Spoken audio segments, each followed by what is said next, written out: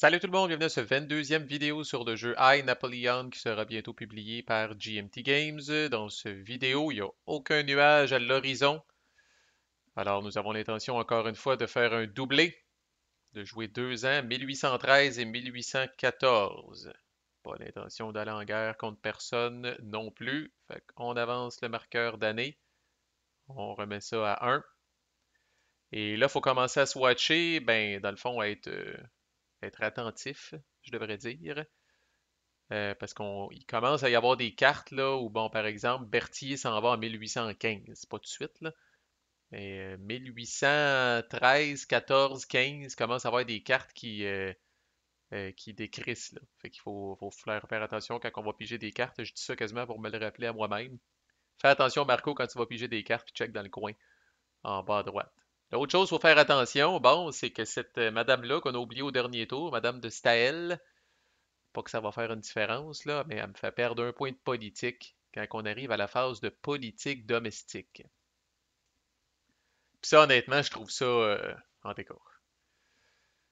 Là, comme vous voyez, là, il y a de la carte en sacrament sur le board, là. Puis j'ai pas de problème quand arrive normalement le resource income. Il y a un segment pour ça dans le jeu, là, où est-ce que là, on check, là, comme là, j'ai rechecké mes affaires. J'ai plus 4 d'administration pour Napoléon. J'ai plus 2 d'administration pour Berthier. Fait que ça fait 6. J'ai plus 1 de gloire pour Joseph Bonaparte, qui est dans le royaume de Naples. Puis je pense que c'est tout. Tu sais, j'ai pas de problème une fois par tour à checker tous mes cossins, puis là, placer les marqueurs aux bonnes places, là. Mais quand tu commences à me mettre des cartes, là, que elle, c'est dans la phase de politique domestique, que son effet s'applique, même affaire avec la Hollande annexée. En tout cas, je sais pas si ces choses-là auraient pas pu euh, tout être ramenées dans le Resource Income segment pour rendre ça un petit peu moins pénible, là. Parce qu'à un moment donné, vous allez voir que charge mentale, il y a du stock en hostie sur le board. Fait qu'on n'ajoute pas de carte, par contre, on va en ajouter une en 1814. Mais pour tout de suite, on n'ajoute pas. Fait que shuffle de deck, 62 cartes, ce petit pit-là, ouais. In an Iron Cage, on va voir si on pige ça. Fait qu'allons-y. Le seul danger qu'il faut que je me watch, peut-être, c'est l'Espagne. L'Espagne est tranquillos là, depuis un bout, là. Mais il y a 2 cartes dans le deck, là, puis là, ça commence à être. Les probabilités des PG commencent à être un petit peu plus élevées là, à mesure que le deck rapetisse, là. Bayonne, puis la montée de l'Espagne, ça pourrait crisser l'Espagne en guerre d'une shot, potentiellement, là. En tout cas, on va voir, là, je me rappelle plus des cartes, là. Mais sinon, là, l'Autriche, la Prusse, la Russie, là, sont des peinards en sacrament, là. Tu sais, c'est pas avant un bout que ça va tomber. Fait qu'allons-y. Les alliés pas fiables. Hmm. Yep. Pour l'instant, c'est parfait, puis c'est sans douleur, mais il faudrait pas qu'on aille à se battre, ce tour-là. Expédition anglaise.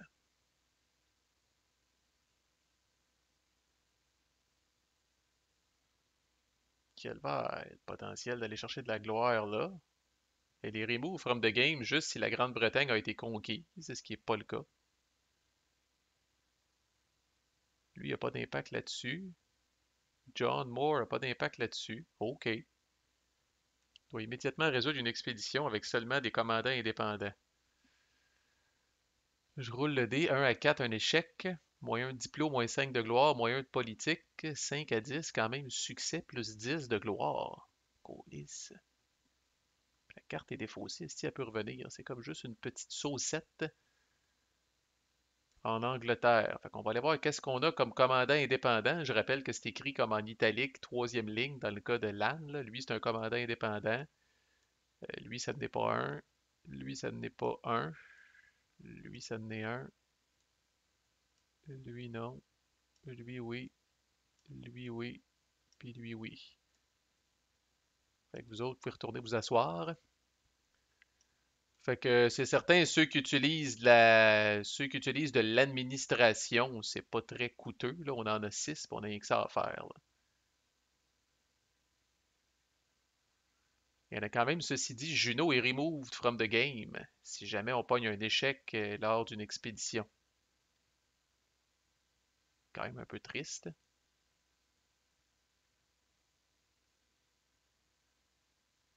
Colis Masséna, justement, à 1813. Fallait bien que j'en parle. Fait que Masséna removed from the game en 1813. Bon, ben, un dilemme de moins. Il était-tu bon? On l'écoutait de la gloire. Mais quand même. Bon, OK. Fait que ça nous laisse ces quatre-là. Je vais aller voir parce que je pense que c'est. Je pense que je peux pas amener 28 commandants là, dans une. Il me semble que j'ai deux en tête là, comme nombre maximum de commandants qu'on peut amener dans une expédition. Je vais aller voir, ce sera pas long. Exact, c'est deux. Fait que Murat coûte de la gloire. Fait que là, on l'utilisera pas certainement. Juno, il risque de. Dans le fond, le jeu a fait les choix encore une fois pour nous autres. Juno, si c'est un échec, il remove from the game, ce serait triste. Fait que je vais y aller avec Lan et Marmont, qui coûtent dans les deux cas un d'administration, puis qui me donne plus un de DRM. Fait que je vais avoir plus 2 au total. Fait que ça coûte 2 d'administration. Puis, en théorie, ils n'ont pas de chance d'être wounded puis de retourner dans le deck. Par contre, ils peuvent plus être utilisés pour le reste du tour. Fait que je lance un des 10. J'ai plus 2. On vise 3 ou plus. Yes. Alors, plus 10 de gloire. Oh, des crap, c'est bon, Chris. Ben, défaussé en plus, ça peut revenir. Fait que vous autres, mes deux petits pits, allez-vous-en dans. D'habitude, on met ça des commandants usagés. Voilà. OK. Pas une petite carte, ça fait pas trop mal.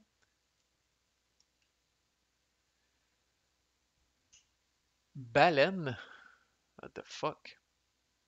Si l'Espagne est hostile. Moyen diplo, moyen tatata, then remove discard from play. Otherwise, on la défausse sans effet. On aime ça. Quatrième carte. Berthier Fumbles. Remover en 1815, c'est pas tout de suite. S'il est notre Chief of Staff, ce qui est le cas, moyen de DRM dans la première ronde de combat. On va espérer que ça n'aura pas de conséquences. Cinquième carte. Ennemi cavalerie charge.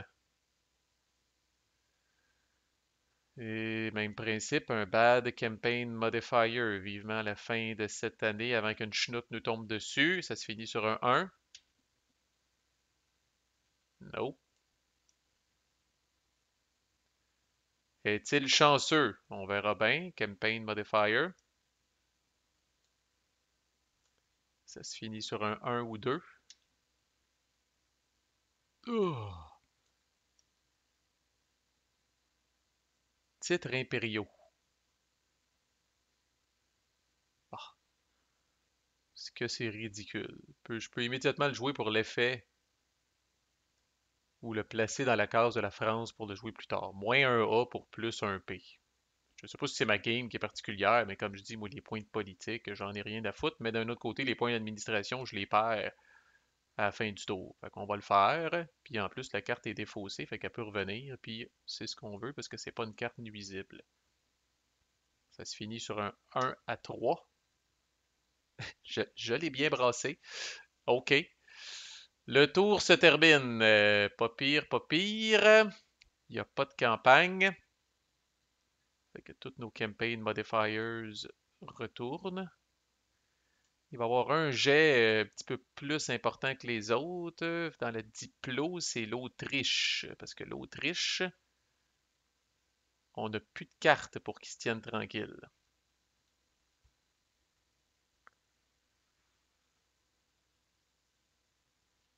Puis il y a cette petite carte-là qui fait chier. Là. Fait que c'est l'Autriche peut-être qui est le petit danger. Là. Ils peuvent pas dropper directement. Ils peuvent pas dropper directement hostile. On va avoir le temps de le voir venir. En fait, c'est à se demander si euh, mon reroll de log de Napoléon, là, maintenant que le tour est fini, là, je vais probablement l'utiliser pour l'Autriche, si jamais je fail. Nos petits commandants reviennent. OK. Fait que là, Diplo, Spain ne bouge pas à cause du traité de Madrid. Faut rouler pour Autriche, Prusse et Russie. On n'a pas de points de Diplo. Je peux aller chercher des points de Diplo, par exemple. On le check à chaque fois, ça, je pense, ça se dit. Clean-up, non. Diplomatie. Ok, c'est ça. Un point de politique. Oh yeah, fuck yes. Un point de politique pour un point de diplo que je flobe immédiatement pour utiliser pour mon jet contre mon jet de l'Autriche, en fait. Fait que sur un 5 ou plus, on est correct puis ça bouge pas. On est correct. On n'aurait pas eu à dépenser, vous me direz, mais on ne sait jamais. Puis là maintenant, la Prusse. La Prusse, sur un jet naturel, ne bouge pas. Et la Russie,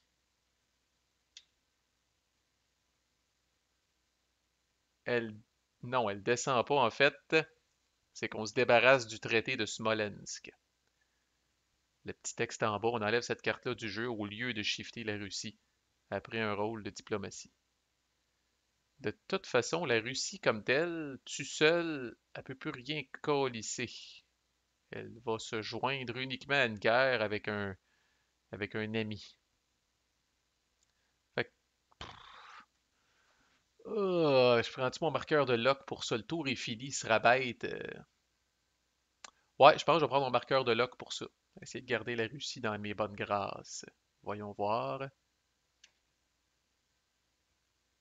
Hmm, C'était pour rien. Fait que le traité de Smolensk décrisse et je n'aurai plus mon marqueur de lock pour la phase de politique domestique. Alors, domestique politique, madame ici me fait perdre un point de politique, justement. Par contre, je peux payer et je vais le faire parce que sinon je les perds un point d'administration pour gagner un point de politique avec la Hollande annexée. Puis, là, on roule sur cette fucking table-là ici. J'ai 4 nations alliées, j'en ai une hostile. Puis, fait que là, j'aurais plus 3 au net. On va y aller naturel. J'ai plus mon marqueur de lock, mais qu'à cela ne tienne. Oh yes, 7 plus 3, 10. Tata, oui, le compte est bon. Alors, je perds pas de gloire, which is very, very good. On reset, donc on flippe ça. Poutata, la la la la. Voilà, c'était 1813. 1814 est à nos portes. Et là, il y a une carte assez importante qui arrive en jeu. Ça pourrait se finir à tout moment maintenant. La paix d'Europe. Ça vaut la peine de la checker avant de la colisser dans le deck. Euh, alors, si l'Autriche, la Prusse et la Russie sont toutes neutres, alliées, inactifs ou conquis, ou si le traité de Leipzig, ce qui n'est pas le cas, est dans les current treaties, plus 20 de gloire et la game se finit. What the fuck is it right now? What the fuck?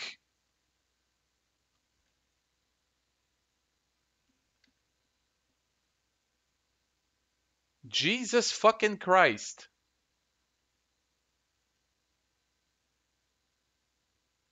On met ça dans les traités potentiels. Ok, un instant. On met ça dans les traités potentiels en 1814. Cette carte-là n'est jamais shufflée. Cette carte-là est calissée en jeu en 1814 dans les traités potentiels. Puis là, je peux la mettre dans les traités courants. Faut-tu que j'attende à la fin du tour? 2 secondes, ça vaut la peine d'aller checker ça, là. Attendez-moi ici.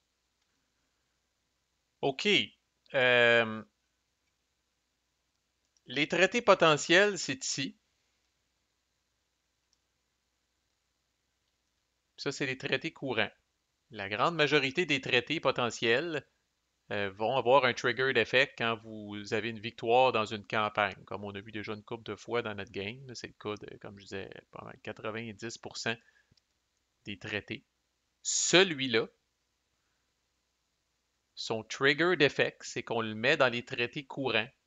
Si l'Autriche, la Prusse et la Russie sont toutes neutres, alliés, inactifs ou conquis, ou si le traité de Leipzig est dans les current treaties, ce qui n'est pas le cas, il est encore là. Plus 20 de gloire et la game se termine. Fait que je pense que théoriquement, ça ne sera pas grand-chose. Pour être capable d'activer l'effet sur une carte, euh, on peut juste faire ça après avoir pigé au moins une carte. Fait que je vais faire ça pour la forme. Je vais regagner mon plus 6 d'administration de début de tour, mon plus 1 de gloire, que j'avais d'autre, c'était tout. Puis on est rendu en 1814, on le sait. Si on a reseté ça à 1, fait qu'on a tout fait le resource outcome. Puis là, dans le fond, je vais piger une carte. Puis écoute, à moins que cette carte-là change le statut d'une de ces trois nations-là, je vais pouvoir colisser ça ici. Puis la game va se finir. Je m'attendais pas à ça, pantoute. D'avoir su, j'aurais mis un titre plus pompeux dans le vidéo. J'avais vu que cette carte-là arrivait en jeu, mais je pensais pas que c'était une carte qui était comme placée plutôt que je pensais qu'elle était shufflée dans le deck. Mais il y a des cartes comme ça qui arrivent en jeu puis qui sont placées directement dans des boîtes sur le board à quelque part. Mais là, c'est pas le cas de celle-là. C'est vraiment pour vous récompenser. Il faut dire qu'au niveau de la paix de l'Europe, j'avoue que j'ai fait quand même un assez bon travail. On peut quand même saluer mon travail. Fait que là, allons-y, puis jaune carte. Blucher. Je pense pas que c'est lui qui va faire la différence. Je le place en Prusse. Si Prussia Rises.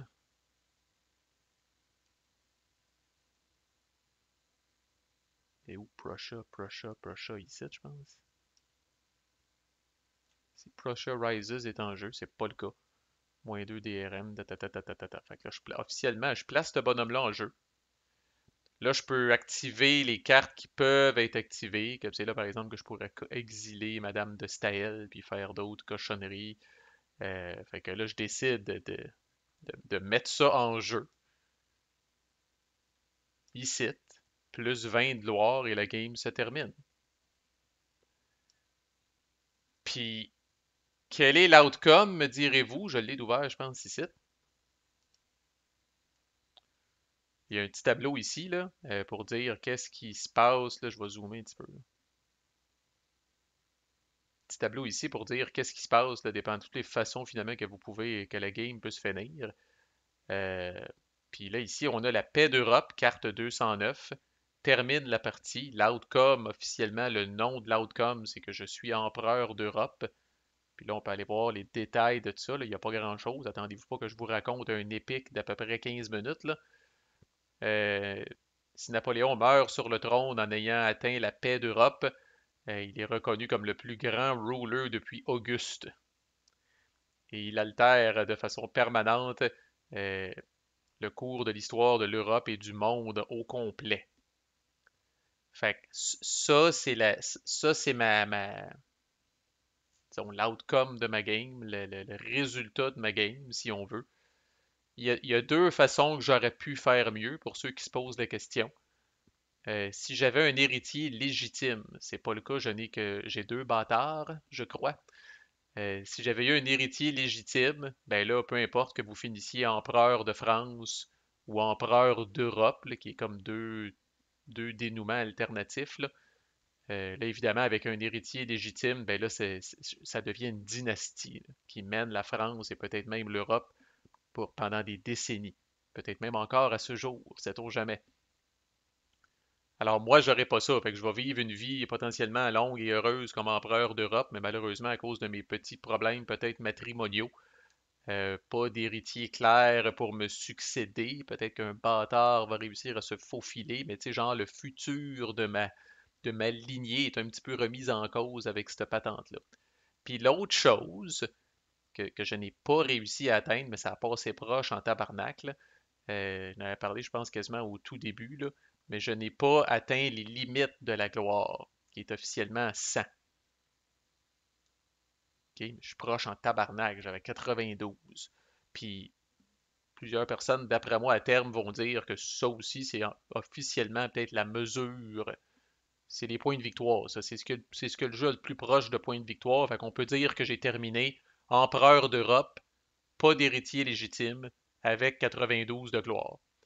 Fait que, tu sais, quelqu'un qui est en amour avec ce jeu-là, ce qui vous savez, si vous êtes rendu ici, que ce n'est pas mon cas, euh, pourrait se dire, hey, je vais essayer de refaire ça, mettons, puis d'avoir 100 de gloire, ou là, d'avoir en plus un héritier. Tu sais, je pense que empereur d'Europe avec un héritier légitime puis 100 de gloire, je pense que ça peut pas être topé. Je pense que ça, c'est le max, style Chris à mané. Napoléon est empereur d'Europe, il y a toute une dynastie qui va le suivre, puis il est tellement glorieux, tu sais, que c'est épouvantable. Fait que, tu sais, je pense que ça peut pas être battu. Fait que là où j'aurais pu faire mieux, peut-être, c'est d'avoir un fils légitime, puis d'atteindre le sang de gloire. Autrement, je m'en suis quand même relativement bien sorti. Puis c'est là où un joueur, peut-être, si c'était ma 20e game, puis que j'avais déjà eu cet outcome-là, c'est là où peut-être j'aurais dit, hey, you know what, la paix d'Europe, on va attendre encore un petit peu, tabarnak. On va attendre au moins que je défonce le sang de gloire. Tu sais, j'aurais pu faire ça à la limite, puis poursuivre pendant peut-être encore un an ou deux pour voir si je suis capable. Euh, mais là, je trouve que honnêtement, ben, j'ai joué une coupe de game quand même de test avant d'enregistrer celle-là, là. Mais je trouve quand même que disons qu'on s'est assez bien débrouillé comme première. Fait que c'est comique parce qu'au moment où j'enregistre cette vidéo-là, on est fin avril 2024. Je pense que les copies de courtoisie ou les copies de review commencent à circuler, ou en tout cas, c'est bien proche, là.